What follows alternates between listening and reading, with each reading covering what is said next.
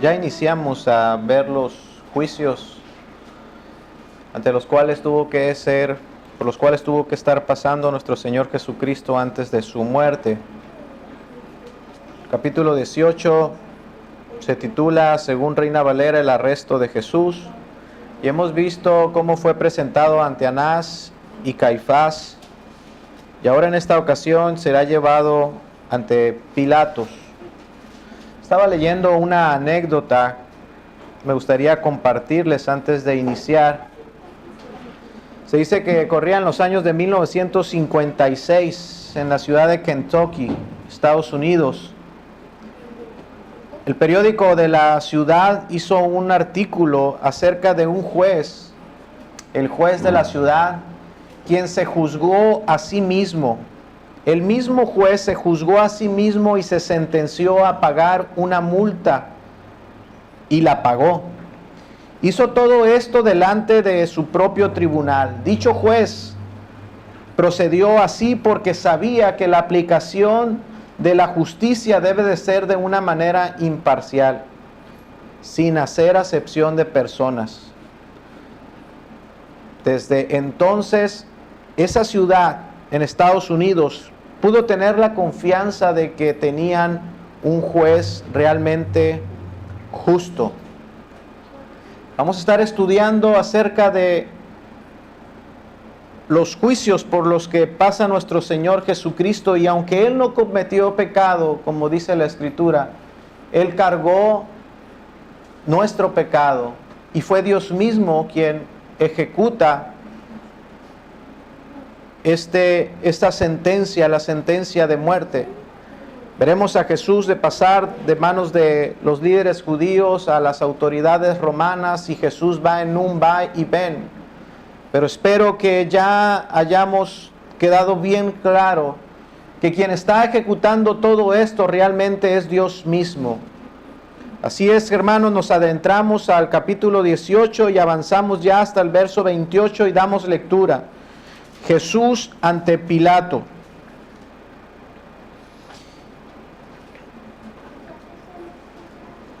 Juan capítulo 18, verso 28.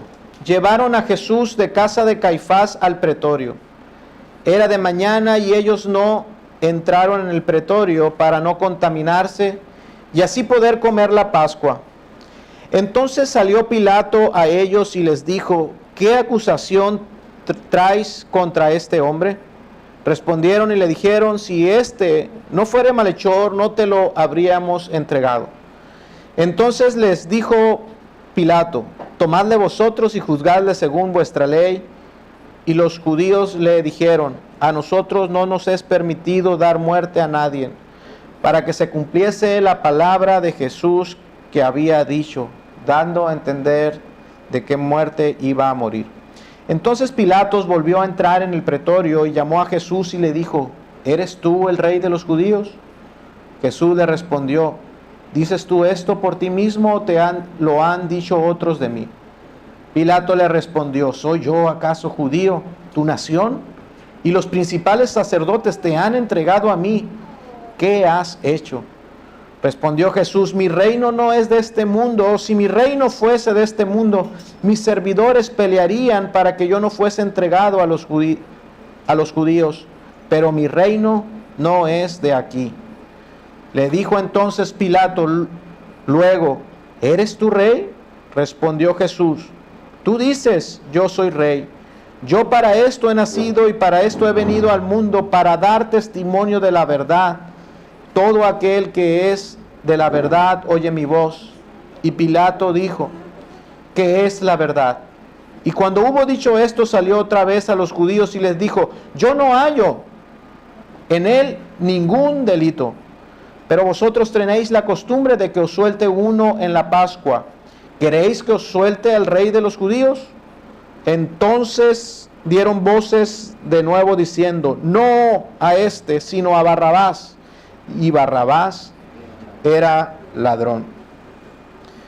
Hermanos, hemos estado avanzando en esta última parte del Evangelio de Juan, y gran parte de estos últimos capítulos que hemos leído nos están narrando una sola noche.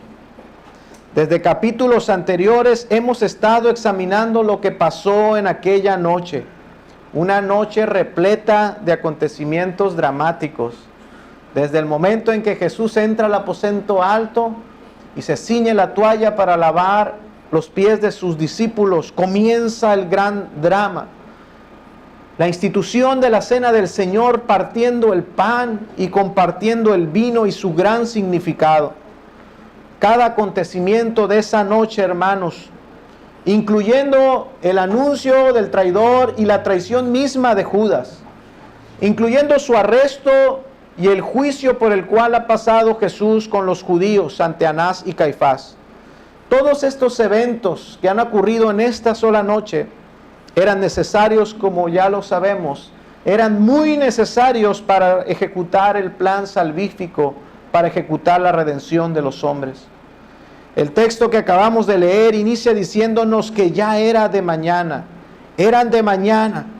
En el original nos dice, en el griego, que era de madrugada, que era cuando apenas iba saliendo el sol. Entre las 12 y las 2 de la mañana, Jesús fue llevado ante Anás y ante el Sanedrín y Caifás. Podemos creer que Jesús estuvo de las 2 de la mañana hasta las 5 o 6 de la mañana en algún tipo de celda amarrado. Ahí pasó estas 3 o 4 horas durante la noche. Pero siendo muy de mañana, dice, todavía había muchas cosas que hacer. Los judíos tienen que llevar a Jesús a Pilato y convencer a Pilato, a la autoridad romana, de que ejecute su veredicto y llevar a Jesús a la cruz.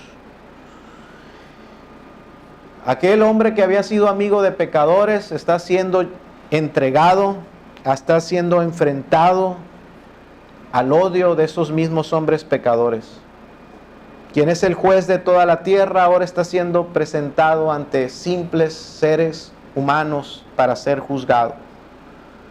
El Rey exaltado, el Rey de gloria, el Rey de toda la creación, está siendo humillado con burlas, con escupitajos y será golpeado.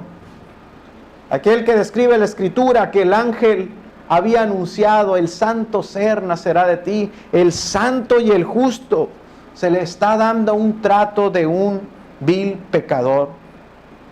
Jesús había dicho, yo soy la verdad.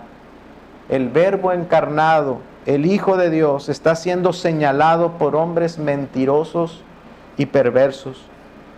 Hermanos, sin duda alguna, el mundo nunca ha presenciado un acto tan vil, tan cruel. Nunca se ha visto una infamia tan grande como la que estamos leyendo en esta mañana. Nunca ha habido un juicio tan injusto como este. Pero gracias, hermanos, a Dios tenemos la revelación escrita de Dios, que nos da testimonio de esto. Han pasado ya más de 2000 años y ha quedado guardado, ha sido preservada esta palabra, este santo evangelio, para que hombres pecadores como tú y como yo podamos contemplar a Jesucristo y su gloria en medio de estos acontecimientos, en medio de su juicio, en medio de ser presentado y ser rodeado de hombres perversos, poder ver a su Hijo Jesús y poder encontrar la inocencia en Él. Que tú te des cuenta, hermanos, es el propósito de este evangelio, que quien está yendo a la cruz es un hombre inocente. Ese es el testimonio escrito que todo hombre y mujer que de una manera sencilla y humilde vaya a las Escrituras, se podría dar cuenta de que aquel hombre que está siendo juzgado era un hombre verdaderamente inocente. Como si Dios, hermano, nos estuviese diciendo, oh, mira, hombre pecador, mira y observa cómo brilla el Salvador, mira cómo brilla su inocencia. Ni el corazón malvado de Caifás y de Anás, ni las tinieblas que emanaban de Judas y su traición, Nada de todo eso pudo opacar un poco la inocencia de Jesús. Si veamos con sinceridad, hermanos, podemos encontrar aquí la revelación de Dios diciéndonos: mira a mi hijo, mira al santo, al inocente que va camino a la cruz. Su inocencia no la pueden opacar ninguna de esas tinieblas satánicas. Esa gloria, hermanos, de su inocencia no se eclipsa por ninguno de estos hombres, ninguno de sus verdugos. Al ser puesto Jesús frente a estos hombres perversos, la gloria de Cristo brilla más y más para aquel que va con sinceridad a la Escritura, hermanos. Nos damos cuenta que todos los esfuerzos que hacen los judíos, los líderes de Israel, por manchar el nombre de Jesús, por ensuciar su vida, todos esos intentos resultan vanos, resultan inútiles. Será juzgado, pero no podrán manchar su nombre ni su santo ser, hermanos. Resultan totalmente inútiles. Dice el texto: era de mañana y ellos no entraron en el pretorio para no contaminarse y así poder comer la Pascua. Juan quiere que veamos qué clase de hombres son los que están entregando a Jesús. Que tú y yo veamos la gloria de Cristo en contraste a los corazones perversos y malvados de estos hombres. Antes de que nadie se levante, antes de que nadie salga a las calles, hay que llevar a Jesús de madrugada, que nadie se entere. Hagámoslo a oscuras. Apenas si salga el sol, apenas si se pongan en servicio las autoridades romanas, hay que presentar a Jesús prontamente, prontos para hacer el mal. Quizás querían evitar un alboroto, pero ellos tenían prisa para hacer el mal. Los pies de los malvados, hermanos, siempre tienen prisa. Y Juan quiere que veamos la superstición, hermanos, de estos hombres. Dice que ellos no querían entrar al pretorio, a la casa del gobernador. No querían tocar esa casa porque era una casa de un gentil, era una casa inmunda, era un lugar inmundo. Y ellos querían guardarse externamente de una contaminación, de algo que los ensuciara, que nadie los fuera a ver, que tocaban una casa de un romano, porque eso resultaría en un acto impuro y ellos querían comer la Pascua, dice. Querían participar del acto de la Pascua y comer la Pascua. Quizás uno se pueda preguntar, ¿que no la Pascua ya había pasado? ¿Que no Jesús compartió la Pascua con sus discípulos? Bien, podemos, hermanos, entender que estos líderes religiosos, el Sanedrín, todos los principales líderes, no habían tenido tiempo de comer la Pascua a causa de que estaban esperando que Judas llegase con Jesús.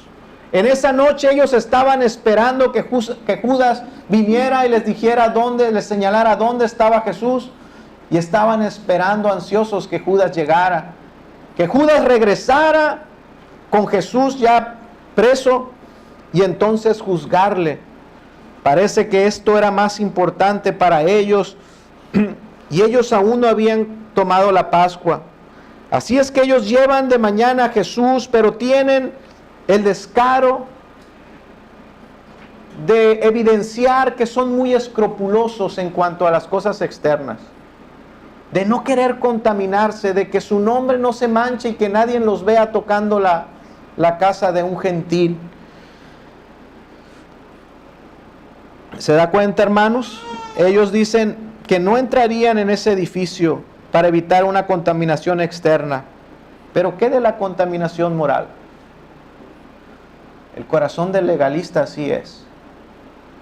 Siempre cuidando lo externo, de hacer las cosas por hacerlas, pero por dentro su corazón está sin falta de afecto y amor hacia su prójimo. ¿Y qué dicen ellos? No, ¿Es tan importante que nadie me vea tocar esa casa, la casa de un romano? Cuando por dentro en su corazón estaban llenos de homicidio, dispuestos a matar a Jesucristo, tan llenos de pecado y tan hipócritas para querer guardar las apariencias. ¿Se da cuenta? No cuidaban la contaminación moral, pero sí la externa, dispuestos a cometer asesinato. Por eso Jesús dijo con razón acerca de los legalistas, que ellos colaban el mosquito, pero se tragaban el camello. Podían ser muy meticulosos en las cosas externas, pero se tragaban el camello. Esta fue la clase de hombres, hermanos, que llevaron a Jesús ante Pilato. Jesús había dicho que no es lo que entra al hombre el problema. No es lo externo. El problema, ¿qué? Es lo que sale. Si sale algo bueno. Porque de aquí adentro emanan todas las cosas. De aquí adentro evidenciamos qué es lo que hay verdaderamente dentro de nosotros. De su corazón, ahí en su corazón habían maquinado el homicidio de Jesús. Sin embargo, se preocupaban por no tocar la casa, una casa. Querían apartarse del lugar inmundo, pero no pueden apartarse de su corazón perverso. Así es el corazón de un legalista. Y Juan nos dice esto y nos lo deja ver para que veamos la clase de hombres que están entregando a Jesús. Y tenemos, hermanos, esta primer parte del diálogo entre Pilatos y los judíos. Pilato tiene que salir afuera de la casa para recibirlo. Pilato sabía qué clase de hombres eran los líderes judíos. Pilato ya había tratado con ellos. Pilato conocía que eran hombres tan escrupulosos. Y siendo aún el gobernador y siendo autoridad, Pilato se toma la atención de salir afuera. Pilato bien pudo haber dicho, pues si no quieren entrar, que no entre. Apenas está saliendo el sol y ya quieren que yo los atienda. Sin embargo, Pilato les da la atención a los judíos y Pilato sale fuera de la casa al patio a recibir y a ver qué asunto era el que traían, aunque Pilato ciertamente ya sabía algo. Recordemos que cuando Jesús es apresado en el huerto, iban soldados romanos. Pilato había concedido una guardia romana para ir a apresar a Jesús. Pilato ya sabía algo de esto, pero Pilato forma parte del Imperio Romano. Y aquí quiero hacer un poquito de historia y recordarles lo que vimos en Historia del Cristianismo. El Imperio Romano fue precedido por el Imperio Griego, y los griegos fueron pioneros en el establecimiento de normas democráticas y de procurar juicios justos. Aunque nosotros desde este lado de la historia, muchos cientos de años ya nosotros acá alejados de ellos, volteamos y vemos a los romanos y decimos, no, los romanos eran unos bárbaros. No. Fueron pioneros ellos en el establecimiento de estas filosofías de Sócrates y de Platón, de razonar y de procurar justicia. Y Pilatos, aunque le están trayendo a Jesús ahí, y Pilatos podía más o menos saber de qué se trataba el asunto, Pilatos sale y le pregunta, ¿de qué acusan a este hombre? ¿De qué se le acusa? Y nosotros podemos decir, oh, wow, qué hombre tan recto, ¿no? No viene y no quiere llegar al asunto, saber por qué traen a Jesús preso. Pero recordemos que Jesús, vaya a Juan capítulo 8, verso 46. ¿De qué se le acusa a este hombre? Y no pierda ahí el capítulo 18 donde estamos.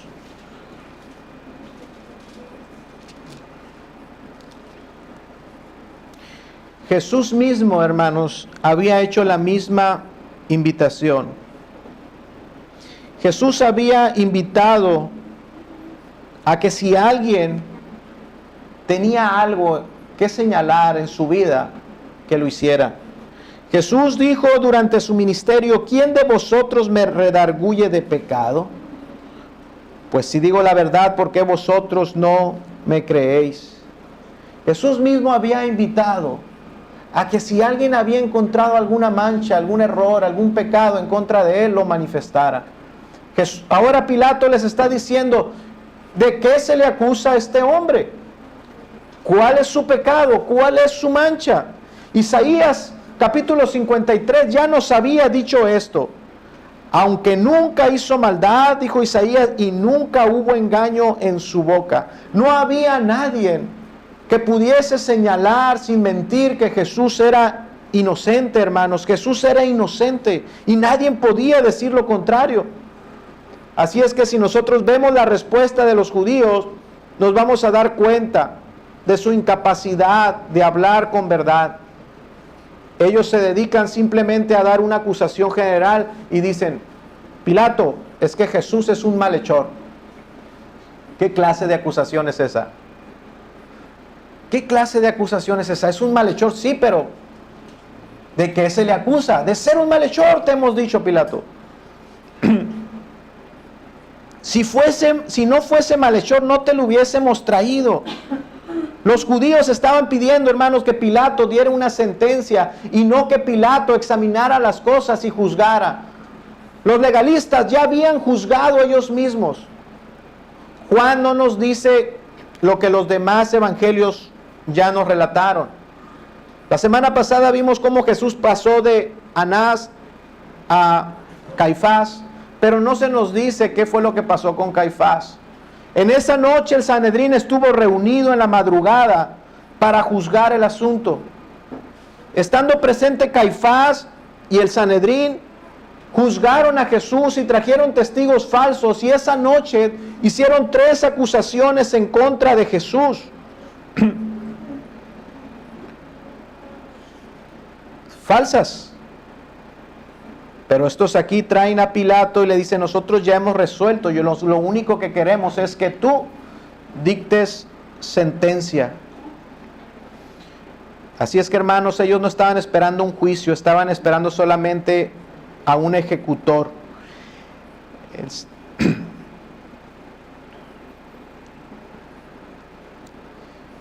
Pilato seguramente sabía que los judíos estaban trayéndole un asunto religioso a él y no un asunto que a Roma le competía.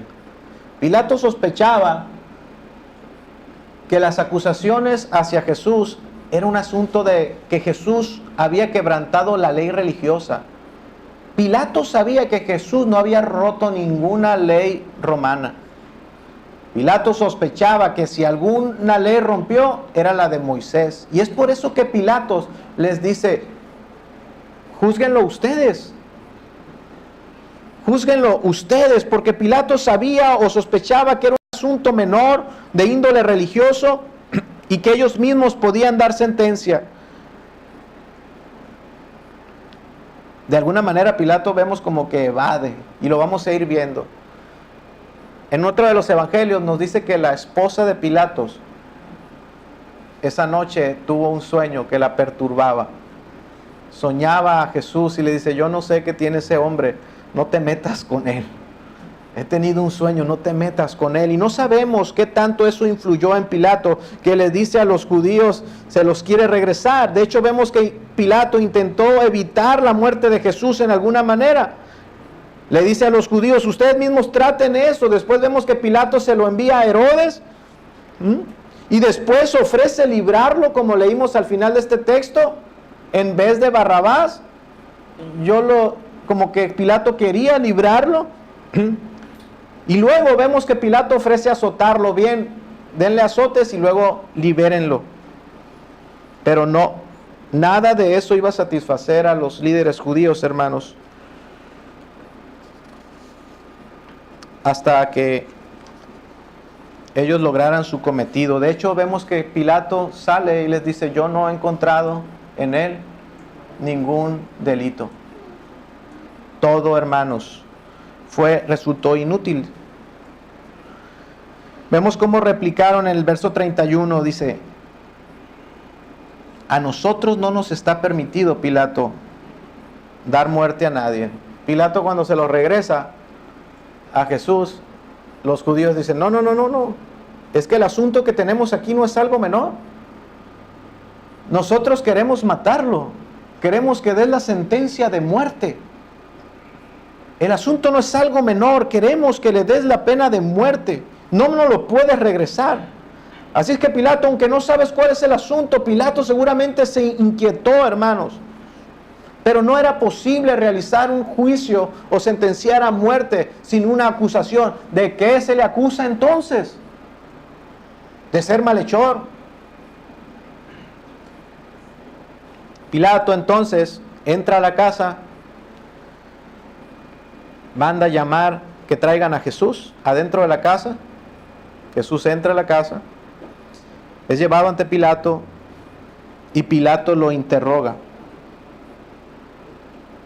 Aunque ellos, los judíos, ya habían juzgado, era necesario que se declararan las acusaciones. Y los otros evangelios nos dice que cuando Pilato regresa y les dice, necesitan ser más claros, entonces le presentan las 3 acusaciones que tenían contra Jesús. Aquí, hermanos, parece que la vida de Jesús por momentos está en las manos de Pilato y por otros momentos está en las manos de los líderes judíos, ¿verdad? Pero qué importante, hermanos, el verso 32. Leámoslo. Para que se cumpliese la palabra que Jesús había dicho, dando a entender de qué muerte iba a morir. Aunque el drama de esos hechos, hermanos, parece esto. Jesús está en manos de Pilato. No, ahora Jesús está en manos de los judíos. No, Juan nos reorienta y nos recuerda. ¡Ey! El drama está muy bueno. Está muy intenso el drama. Pero que no se les olvide que esto ya estaba escrito. Que era necesario que se cumpliese la palabra de que Jesús había dicho, dando a entender de qué muerte iba a morir. Juan nos dice, no piensen que la vida de Jesús estaba en manos de Pilato. No piensen que Jesús está siendo como un títere aventado de aquí y para allá, de allá para acá. Esto ya estaba escrito. Jesús ya había predicho de qué muerte iba a morir. Jesús dijo que era necesario que el Hijo del Hombre fuese levantado, dando a entender de que su muerte iba a ser una muerte en la cruz. Y aquí la importancia entonces de llevar a Jesús ante los romanos. Los judíos eran unos mentirosos y unos hipócritas. Estos hombres le decían a Pilato, a nosotros no nos es permitido matar a nadie. Entonces, ¿qué pasó con Esteban? ¿Qué pasó con Esteban, el primer mártir? ¿Acaso no fueron los líderes judíos quienes lo mataron? ¿Lo lapidaron arrojándole piedras hasta darle muerte? Hipócritas, mentirosos, usando las cosas a su conveniencia para sacar provecho. ¿Y qué de cuando trajeron a aquella mujer sorprendida en el acto de adulterio y la trajeron a Jesús? ¿Qué querían hacer? ¿No querían apedrearla y matarla?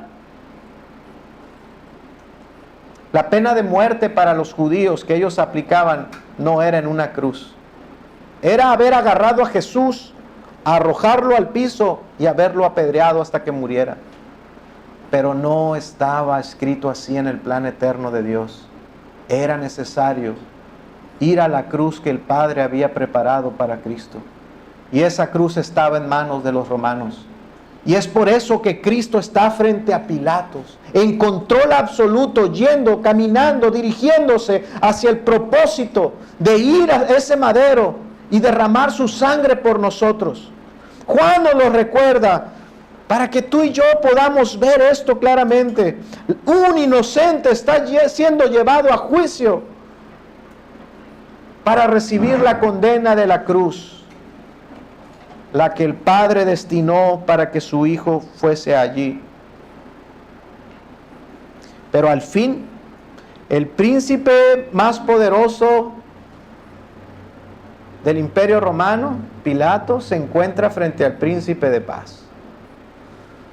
Ahí dentro de la casa Jesús es traído a Pilatos y el príncipe de paz se encuentra contra el representante de Herodes. El Hijo eterno de Dios, el Cristo eterno, frente al representante del reino terrenal, Pilatos. Y es cuestionado y le pregunta: ¿eres tú el rey de los judíos? Les comentaba yo que ya había 3 acusaciones en contra de Jesús. Al no resultar el simple hecho de decir que Jesús es un malhechor, los otros evangelios nos dicen que Jesús fue acusado de alta traición, de agitar a la nación, de prohibir dar los tributos a César, cuando Jesús hizo todo lo contrario. Cuando los hombres se crearon expectativas de ese rey mesiánico que vendría a liberarlos con armas, Jesús fue claro y los decepcionó a todos. Cuando trajeron y probaron a Jesús acerca de si era lícito o no dar impuestos, Jesús enseñó: dad al César lo que es del César. También fue acusado de que este hombre pretendía ser el rey de los judíos. Aquí la mente de Pilatos estaba totalmente confundida. En esos días, y desde el establecimiento del Imperio Romano en la ciudad de Jerusalén, era muy conocido de que los judíos tenían una historia muy especial, que iban a ser un rey que había sido profetizado, y que ese rey vendría a liberar a los judíos de toda opresión, de que iba a restablecer el reino a un nivel altísimo donde todas las naciones quedarían dominadas bajo su poder. Es por eso que en los días de Jesús, cuando Jesús nace en Belén, ¿recuerdan? El rey manda matar a todos los bebés. Porque siempre había ocurrido, los romanos decían, los judíos tienen un mito de que un día va a venir un rey y los va a liberar. Eso era muy conocido por todos los gobernantes romanos. Ahora Pilatos está aquí en una situación donde los líderes judíos están trayendo a un hombre diciéndole: este hombre es el rey. Él dice que es el rey que estábamos esperando. ¿Y por qué razón lo traen aquí para que lo mate? ¿Quién no era el rey que estaban esperando? ¿Qué está pasando aquí? Pilato quiere llegar al asunto de cuál es el motivo por el cual Jesús está allí. ¿Eres tú acaso rey de los judíos? ¿Eres tú el Mesías que están esperando? Ese rey que ellos están esperando, que los va a llevar a la paz y a la libertad. Miren el verso 15. En el 19:15 miramos en sus palabras esta confusión. 19:15. Pilato les dice: ¿a vuestro rey quieren que crucifique? ¿Qué es lo que quieren que haga? ¿Quieren que crucifique a su rey? ¿Qué están haciendo? ¿Qué es lo que ellos están haciendo? Es por eso que Pilato lo interroga a Jesús y le pregunta: ¿eres tú rey de los judíos? Por supuesto que Pilato no creía que Jesús fuera un rey, porque Jesús no tenía apariencia de rey. Lo trae aquí y le pregunta: ¿cómo tú eres el rey que ellos están esperando? Yo no creo, pero ¿por qué te acusan de eso? ¿Eres rey tú de estos judíos que te persiguen a muerte y te han traído aquí a mi tribunal? Simplemente esto no tiene lógica, simplemente este es inverosímil, esto no se puede creer. Y si eres rey, Jesús, ¿en dónde está tu ejército? Si eres rey, ¿dónde están tus seguidores? Si eres rey, ¿cómo fue posible que tus seguidores permitieran entregarte tan fácilmente como ocurrió anoche? Esto no tiene sentido para nadie. Decláramelo, ¿eres tú rey de estos judíos? Confiésalo, dime la verdad. Parece que Pilato no creía en sus acusadores. Y veamos entonces la respuesta de Jesús. Jesús le dice, ¿esto lo dices por ti mismo o te lo han dicho otros de mí? La única respuesta apropiada. Si Jesús decía que sí, o decía un simple no, iba a causar un gran problema. Si Jesús decía sí, sí soy rey, sí soy Cristo rey, Pilato no lo iba a entender. Pilato iba a entender que Jesús tenía las aspiraciones de tomar el poder político de Roma y de convulsionar al imperio. Y esto no era cierto porque Jesús no vino a eso. Así es que Jesús no podía decir simplemente sí, sí soy Cristo rey. Y tampoco podía decir que no. No podía decir simplemente no, no soy el rey de los judíos. Porque sí que Jesús es el rey de Israel. No podía decir no entonces sin mentir y negarse a sí mismo. Por eso Jesús responde de esta manera tan apropiada. ¿Dices tú esto de ti mismo, Pilato? ¿Acaso tienes indicios de que yo represento un peligro para el Estado? Tú que estás en el poder y tienes todo ese poder terrenal, ¿te ha llegado alguna información de que yo represento peligro para tu reino terrenal? ¿De que preparo algún tipo de rebelión? Por supuesto, la respuesta para Pilato era no. Ah, entonces no lo dices por ti mismo. Entonces te lo han dicho otros de mí. Otros son los que te han dicho que yo procuro ser rey terrenal. Sé que puede resultar algo tediosa la historia, hermano, pero ponga atención. Si Pilato hubiese ido más a fondo, hubiese escarbado más, investigado más, Pilato se hubiera dado cuenta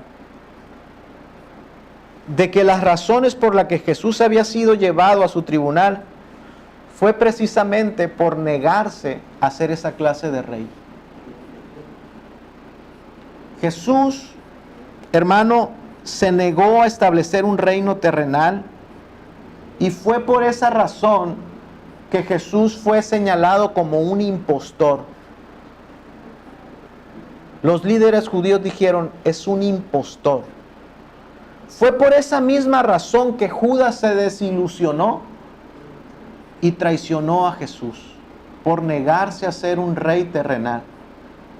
Fue, hermanos, por esa misma razón que muchos, dice la Escritura, a partir de entonces muchos abandonaron a Jesús. Fue por la razón de negarse a establecer un reino terrenal que Jesús está siendo juzgado, entregado, y por esta misma razón será crucificado. Pero no, Pilato no fue tan a fondo. Pero si hubiera ido a fondo, se hubiera dado cuenta de que todo esto era así. Él no estaba procurando un reino terrenal. Pero Pilato tomó mal la respuesta de Jesús. Vea el verso 35.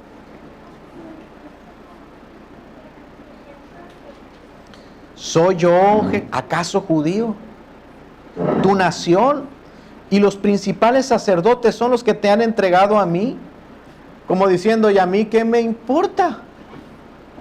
Si eres rey o no eres rey, si dices o no dices, yo no creo, no veo ni tu ejército, tú no representas nada para mí. Con todo desprecio le dice estas cosas. Este es un asunto que traen ustedes y tus líderes judíos. Con todo el desprecio le dice a Jesús así. Pero estoy confundido. Entonces, ¿qué has hecho?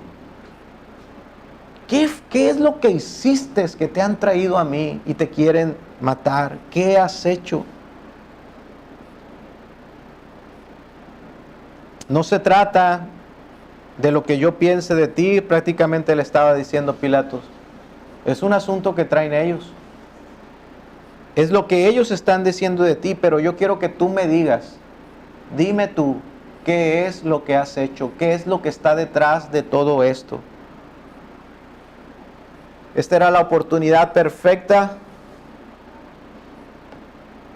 Esta fue una tentación muy grande. Era una piedra, era una trampa preparada. Era la oportunidad en que Jesús pudo haberse defendido. Pero no lo hizo así. No lo hizo así. No se defendió.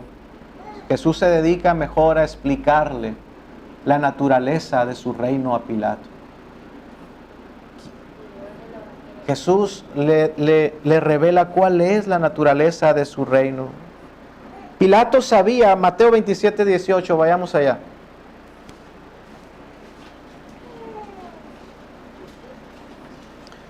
...27, 28...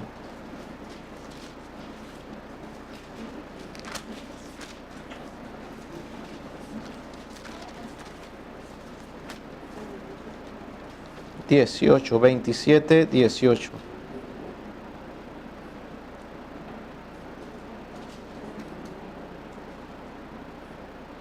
Vamos a leer desde el 7, dice...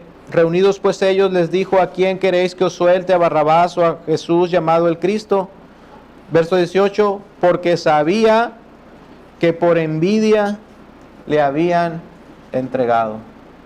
Pilato sabía que era la envidia de los judíos y que por eso habían traído a Jesús ahí. Que no había ninguna razón, que no había ningún pecado en él, que era totalmente inocente y que era la envidia de estos hombres legalistas lo que había hecho que le llevaran ante él. Y le pregunta: ¿qué has hecho? Jesús se dedica a revelarle cuál es la naturaleza de su reino y de su reinado y le responde: Pilato, mi reino no es de este mundo. Mi reino no es de este mundo. Jesús le dice en 3 ocasiones: mi reino, el reino que es mío. Y le vuelve a decir: mi reino. Dejando bien en claro Jesús que su reino no es el mismo, es distinto al reino terrenal, al reino del mundo. El reino del Dios y el reino del mundo son distintos. La fuente de la autoridad que Jesús tenía no provenía de ningún otro hombre. Era divina, era celestial. Hermanos, es aquí donde muchos tropiezan. Es aquí donde muchos cristianos tropiezan. Al tratar de entender cuál es la verdadera naturaleza del reino de Jesús. Y no pueden ver que hay una diferencia marcada entre el reino de Jesús, que es distinto al reino terrenal. Muchos cristianos o que se dicen cristianos por un momento le reciben alegres, con palmas, le abren camino para que Jesús entre. Pero cuando Jesús revela cuál es su verdadero reino y su verdadero propósito, entonces le abandonan y se vuelven atrás y se vuelven contra Él, porque no se dan cuenta y creen que el reino divino, el reino celestial es igual al reino natural, al reino de este mundo, y no es el reino que ellos están esperando. ¿Cuántos se han marchado y se han alejado porque se decepcionan cuando se dan cuenta que el reino de Cristo implica señorío, implica que Él es rey y señor de su pueblo, que Él es la autoridad y que Él demanda sumisión? Y se apartan cuando se dan cuenta, hermanos, de esto. Cuando se dan cuenta que Él ha venido a ejercer dominio sobre los corazones de su pueblo y no a satisfacer sus expectativas terrenales, muchos se marchan. Cuando llegan a entender o a vislumbrar que el reino de Dios es establecer la voluntad del Padre en los corazones de su pueblo, y que Cristo no ha venido a cumplir la voluntad caprichosa de los seguidores. ¡Qué distinto! Es muy distinto. Pilato, no te confundas, yo no he venido aquí a satisfacer los deseos de estos hombres. Mi reino no es de este mundo. Yo no he venido a tener un dominio terrenal para satisfacer sus expectativas. Yo he venido a conquistar el corazón de mi pueblo. Yo he venido a tener dominio sobre el pecado de todos aquellos corazones que pertenecen a mi pueblo. Si mi reino fuera de este mundo, dice, mis servidores pelearían para que yo no fuera entregado a los judíos. Pero mi reino no es de aquí. No es de aquí. El reino de Jesús no iba a ser establecido por el esfuerzo humano. Él vino a conquistar el pecado, hermanos, que había en nuestros corazones, a doblegarnos, a humillarnos, y todos aquellos que pertenecen a su reino están de rodillas delante de Él y le confiesan como Señor y Salvador. Y no tiene que ver con este mundo. Ese es el reino que vino a conquistar Cristo. Es un reino, hermanos, en términos de relación. Pilato, no tienes nada de qué preocuparte. Mi reino no es terrenal, no es físico. En mi reino, Pilatos, no están aquellos que no quieren estar conmigo. Esta nación me aborrece. De hecho, los que más me aprecian han tenido que salir huyendo. Es un reino en términos de relación. En este reino no está quien no quiere estar. En este reino no está, yo no he venido aquí a someter a nadie. He venido a conquistar sus corazones. Es un reino, hermanos, de hombres que tienen una relación espiritual con Dios. No es un reino en términos de tiempo, porque no es temporal, sino que es eterno. Mi reino no es de este siglo, sino del venidero. El reino de Cristo, hermanos, es el reino que se inauguró en nuestros corazones y que tendrá su consumación en su segunda venida. Es un reino que proclamamos por medio de la predicación del Evangelio. Es un reino espiritual. Así que este mundo y el Estado no tienen de qué preocuparse por la iglesia. La iglesia no ha venido a hacer daño alguno a este mundo. Ha venido a establecer el reino en términos espirituales, a proclamar el Evangelio y la conquista que se lleve a cabo en el corazón de ellos por medio de la predicación y la obra poderosa del Espíritu Santo, doblegando nuestras voluntades para amarle a Él, para seguirle a Él, para obedecerle a Él y vivir como Él vivió, amando al prójimo, sirviendo a Dios. Este mundo no tiene de qué preocuparse por la iglesia. Sin embargo, nosotros vemos la historia del cristianismo, cómo los cristianos han sido perseguidos por el Estado. Han sido muertos por medio de reyes que han temido a los cristianos, creyendo que el pueblo de Dios representa una afrenta, representa un peligro para sus imperios. No. De eso se encargará un día el Señor cuando regrese. Él regresará y Él establecerá en plenitud su reino, hermanos. Pero Él ha venido a conquistar nuestros corazones.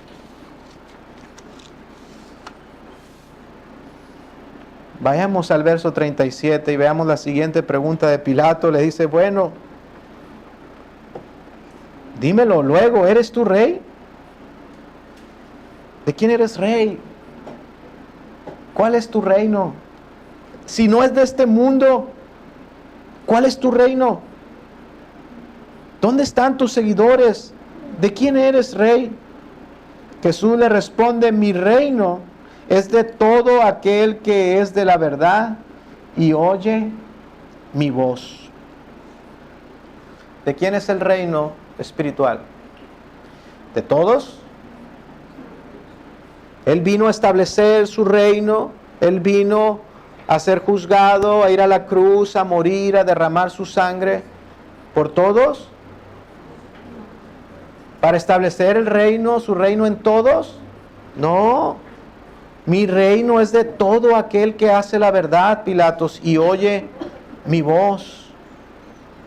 Yo para esto he nacido y para esto he venido al mundo, para dar testimonio de la verdad.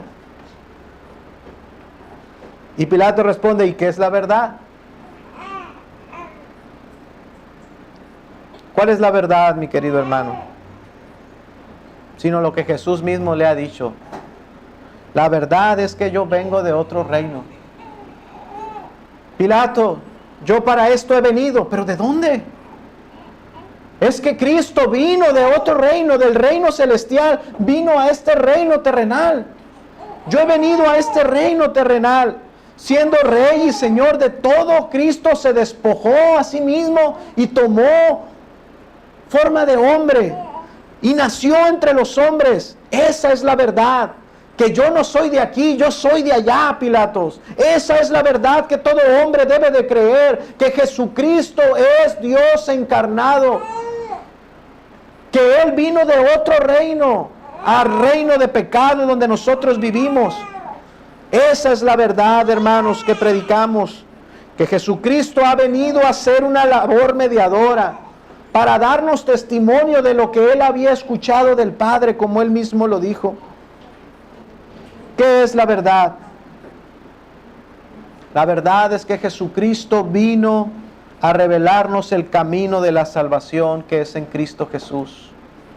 Esa es la verdad. Que Él vino a romper el reino de las tinieblas y de la mentira, del pecado, para establecer el suyo. Él vino a dar testimonio de la verdad y ser el sacrificio perfecto por nuestras culpas. Veníamos en el carro en la mañana, veníamos hablando de las noticias, de los acontecimientos que pasan en nuestra ciudad, de las muertes, los asesinatos. Veníamos hablando del evento del grito de anoche, que había muy poquitas personas y que... Pero todo esto es mentira. O sea, todo esto que ocurre, lo que sale en las noticias, todo esto está en oscuridad. Es un reino de mentira. Es un reino de maldad. Es un reino dominado por Satanás. ¿Qué es la verdad sino la revelación que Dios nos ha dado en Jesucristo? Yo he venido a dar testimonio de la verdad. Yo soy, dijo Jesús, el camino, yo soy la verdad y yo soy la vida. En la mañana enseñábamos que la revelación de Jesucristo es a través de su palabra y de su persona. Que a través de lo que está escrito, pero también a través de lo que Jesús hizo, se nos da testimonio de cuál es el camino de la salvación. ¿Y qué nos muestra el día de hoy la palabra? Sino que el que está siendo juzgado es inocente. Esa es la verdad. Que Jesucristo es el sacrificio perfecto por nuestras culpas. Y Pilato mismo atestiguó de esto. Habiendo dicho esto en el verso 38, salió otra vez a los judíos y les dijo: yo no hallo en él ningún delito.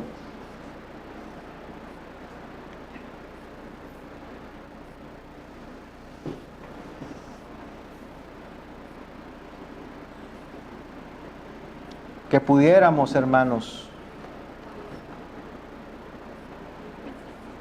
entender estas palabras. Cristiano, cuando estás cargado de pecado y tu conciencia no te deja, si pudieses escuchar las palabras de estos hombres pecadores, como Pilato atestiguando, Jesús es inocente, no hay en él ningún delito.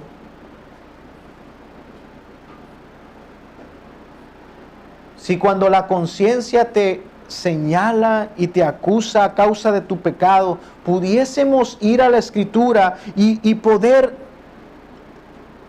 creer esta palabra, hermanos, que atestigua la inocencia de Jesús, aún por hombres pecadores como Pilato. Judas atestiguó antes de cometer suicidio. Dice la Escritura que Judas mismo fue a las autoridades de las cuales había recibido las monedas de plata, fue y dijo estas palabras: yo he pecado, he entregado sangre inocente. Un traidor, un hombre que estará en el infierno eternamente, dejándonos testimonio la Escritura de la inocencia de su Hijo. Sangre inocente fue derramada por el pecador. El testimonio de hombres ladrones, como aquel ladrón que estaba enseguida de la cruz. Antes de morir, él también dio testimonio de la verdad, diciendo: verdaderamente este hombre era justo. Está muriendo en la cruz un hombre inocente. Esta es la palabra, este es el evangelio que debemos de predicarnos todos los días. Un hombre inocente, santo, puro, fue a morir en mi lugar. El soldado que estaba abajo de la cruz, cuando vio dar a Cristo su último respiro, él dijo estas palabras: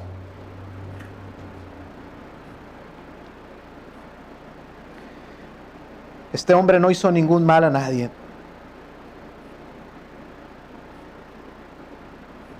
Y este es el evangelio que predicamos, hermanos, como Pablo: al que no conoció pecado, lo hizo pecado por nosotros, para que nosotros fuésemos hechos justicia de Dios en él. Ni Caifás, ni Anás, ni Pilato, ni Herodes, ni Judas, ni los testigos falsos, ninguno de estos hombres perversos puede ni pudo eclipsar la inocencia de Cristo. A la cruz fue un hombre perfecto a pagar por mis pecados. Este es el mensaje que brota de aquí, hermanos. Este es el santo evangelio de Dios.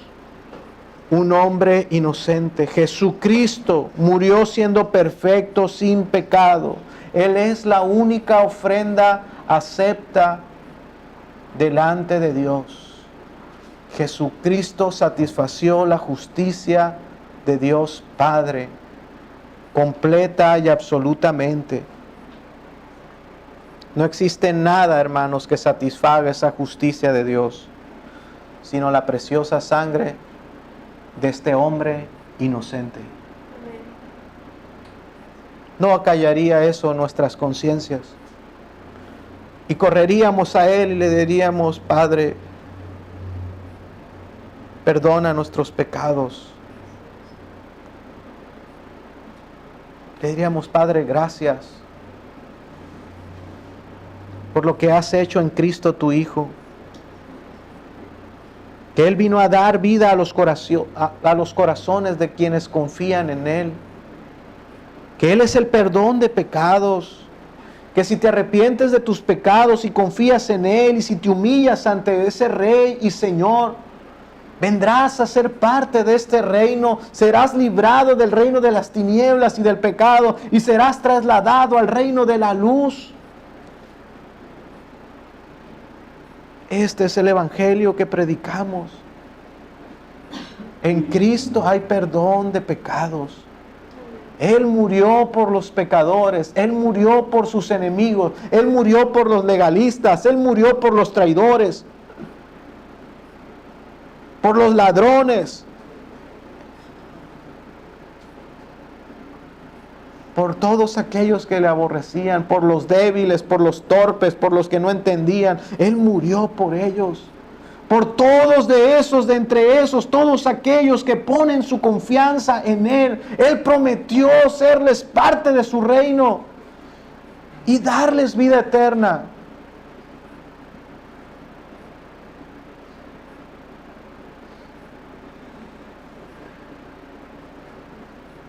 ¿Qué implicaciones tan grandes tiene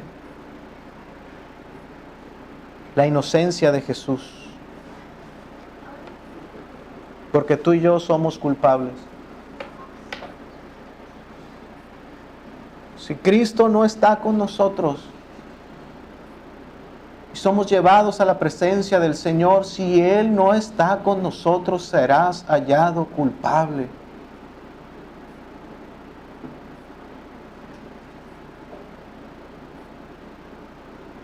Si la sangre de Cristo no ha sido rociada en tu corazón, tendrás que derramar la tuya y recibir el castigo eterno.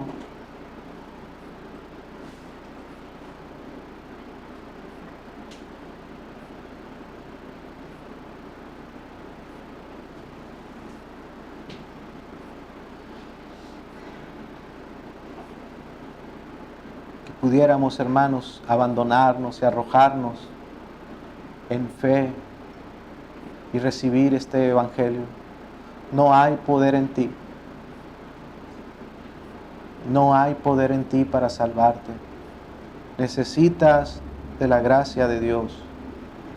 Y esa gracia está presente. Y Él la ofrece libremente a todos los que son de Él. Tenemos que recibirla por fe. Y vivir para Él bajo su señorío. Porque no fuimos trasladados del reino de las tinieblas al reino de la luz para vivir como vivíamos en nuestra vida pasada. En este reino hay autoridad.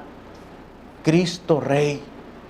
Su palabra gobierna nuestras vidas y nos sometemos voluntariamente y amorosamente a cada uno de sus preceptos.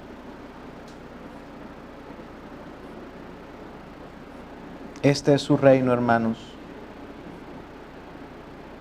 ¿Les parece si oramos?